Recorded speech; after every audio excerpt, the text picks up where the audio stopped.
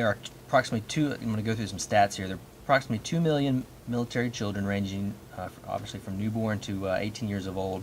1.3 million of those 2 million are school-aged kids. And the care of our children sustains our fighting force, strengthens the health and security and safety of our nation's families and community. You know, I mentioned this before that the families, I think, are the foundation of our force, right? They support us, and they support our mission and allow us to do our jobs, and we have to do our best to support our families in turn and support the children as well. One of the major resources for military children is DODEA, right? Department of Defense Education Activity. The school system. They recognize children face challenges unique to their own situation, having parents deployed or for extended periods of time, and moving frequently. Deployments, family separations can be stressful. You know, we've moved probably a dozen times in the past 15 years. We've moved around a lot, and my kids are 11, 9, and 3. So my oldest has been in 6 or 7 different houses. In her lifetime, and so we're looking to settle down as well.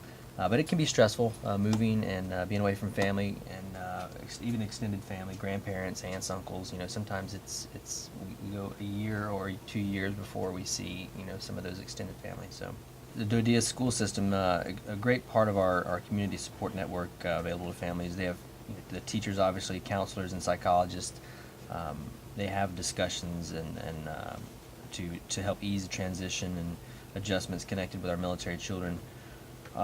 Their most important contribution is to remain focused on the educational mission, provide that stable environment for the children to perform there in schools during those times of stress and move.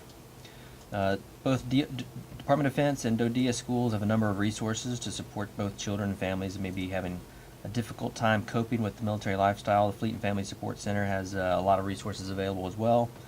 If you'd like more information, you can also always go to militaryonesource.mil. It's a great location to start your search for resources for your children. And there's a lot of activities this month, Missoula being one of them. We just mentioned in the intro segment for children's activities, children's events, and on our installation and throughout the year. And later on in the month, we're going to have some kids here in the studio from our community as part of the show to represent for Month of the Military Child. So I'm looking forward to that show. Transition GPS. Some of us on active duty should be paying attention to is our career plans. If you're on the path to leaving the Navy, and all of us are at some point, right? We're going to leave the Navy, leave the military, either through retirement or separation. It's never too early to start planning for some of these things in the future and to ensure you have a smooth transition. Department of Defense Transition Assistance Program, which used to be called TAP, a lot of folks still call it that. It's now called Transition Goals Plan Success, TAP GPS or TGPS. It's designed to help service members with the transition into the civilian world. Transition GPS is a program delivered through a partnership with the Department of Defense, Department of Labor, Veterans Employment and Training Services, the Department of Veterans Affairs, and the Department of Homeland Security, believe it or not. The class is offered here at our Fleet and Family Service Center. I think it's offered once a month, I believe. And they have pre-separation counseling, Department of Labor workshops, Veterans Affairs, benefits, and briefings.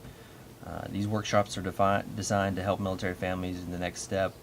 Different classes are offered. Not just there's a standard GPS class, and there's also an entrepreneur type class, and there's also an executive type class. So there's a few different flavors of transition classes, but there's the standard transition goals, plans, and success class as well. So it's never too early to start taking some of these and start looking at these. So I'm about a year and a half out, a little bit less than that, and I took it last week. And some folks who were in my class were taking it a couple times, so this is their second time around. You can take it as often as you'd like, and it's a good idea to do that in some cases. So you get a chance to work on your interview skills, your resumes, applications, retirement planning, organizing your personal records, and even really just time to reflect on your past career, your future career, and improvement skills, and what your goals are, your life goals, and it's a great time to do that.